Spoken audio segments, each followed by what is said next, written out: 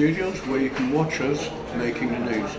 Today I'm here with Sajjad Karim, member of the European Parliament, who's just been given a very important new role ahead of the European elections. He's heading up the chair of the new Parliamentary Ethics Committee.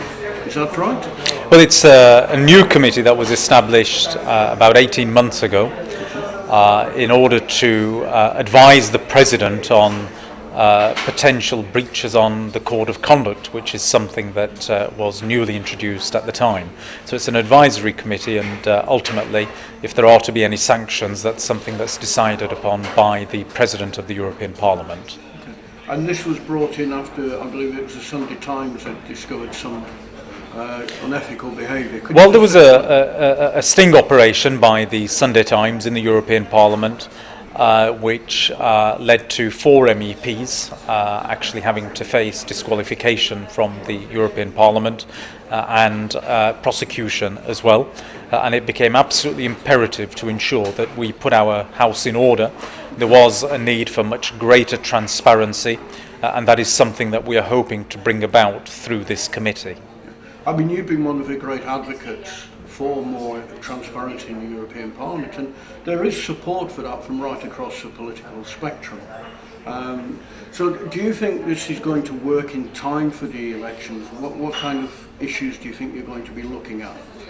Well, there's a number of things that have already come forward, including things like amendments having been placed by members, and those then leading to complaints coming in as to the origins of those amendments. That seems to be quite a common one.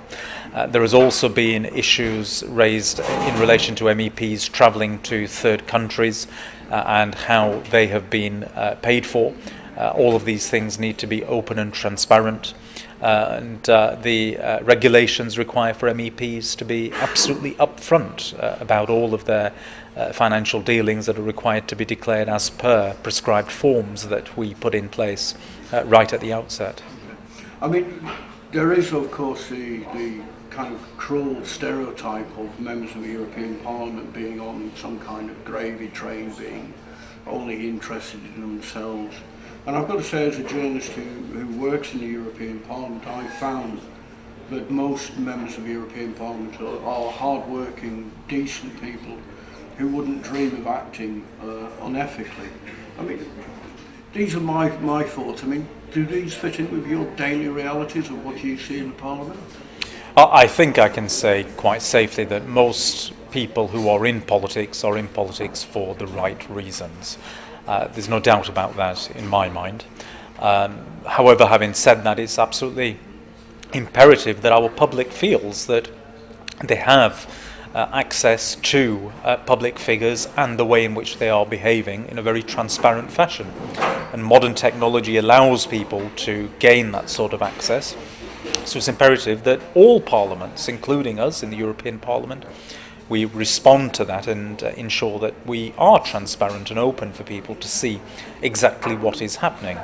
Along with that, the code of conduct that we now have in place actually acts as a guidelines for people to, particularly new members who are coming in, to actually use them as guidance as to how they ought to be behaving and how they ought to operate. And I'm sure that that will actually lead not only to them being welcomed, particularly by new members, but also helping to raise the standards of politics across the European Union. I mean, I find it interesting that you mentioned technology there, because one of the other things that you're known for is that your use of social media and other aspects as well. So clearly, we can have, is it the case that we can have a more transparent and open and accountable Parliament because we have kind of a better technology to enable this to happen? Well, absolutely, and as long as members are declaring in the way that they are required to declare, people can instantly access that information sat at home from the click of a few buttons on a mouse, or tapping onto a screen. And therefore, why should that information not be available to them? But if there are MEPs who are not declaring the way that they ought to, then the President has to be in a position to do something about that, and that is where we come forward and provide him with advice when the President seeks it. And I think also, I mean, we are moving in the direction of transparency. This is just the latest step in many ways that the Parliament is trying to become this, because with the elections coming up, it is vital that people do trust what is going to be a Parliament for 500, 600 million European citizens. Tell me a little bit about how you're going to try and persuade people that they can trust the Parliament. Well, it's a fascinating time to be chairing this particular committee because we are in election season, so to speak, and there is a much greater degree of scrutiny of MEPs and of the European Parliament, and indeed all the EU institutions. I think people across Europe are now beginning to understand the relevance of the European Parliament, and as a result of that they are beginning to question more, and it's quite right that they should hold people accountable. And so to be chairing and steering this particular advisory committee at this time is a huge challenge. I hope it's one that I come out of at the other side with a view that yes, we have actually been able to provide the transparency that European citizens have been seeking. It certainly is a tremendous responsibility, and I hope people will be very supportive of this. You mentioned that there are kind of two areas that are already getting your attention. One is the effect of lobbying for amendments, the influence of those who wish to influence the Parliament and are perhaps not as ethically clean as they should be. That's always going to be a problem in politics. The other is queries over expenses and things like that. Now, we haven't seen what we've seen in perhaps your and my country, Britain, with expenses scandals really taking power. But there is also the fact that the life in the European Parliament is very, very complex. It's very bureaucratic. And I can see, being objective, that a member could make an honest mistake on one form here, there, or ever, or have an incompetent assistant or something. And that does happen. Mistake. That does happen. Yeah. I mean, how can we kind of be fair to those people who make an honest mistake and punish those who really do need punishment? Well, that's the role of this committee. We look at each case individually and the full circumstances of each case, and then we offer our advice to the President based upon that particular case. You do have instances where some MEPs have filled in the wrong form, for instance. They've not been trying to conceal anything, it's just a genuine mistake, and that can be very easily remedied.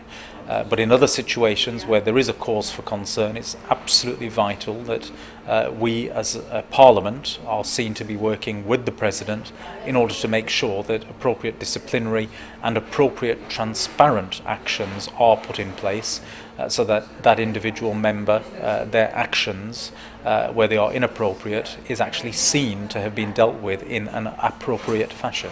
Now, you also mentioned that with the new code that's coming in, it's going to be reviewed after a year, so I presume you'd be invited to feed back into that process. Do you see this as something evolving?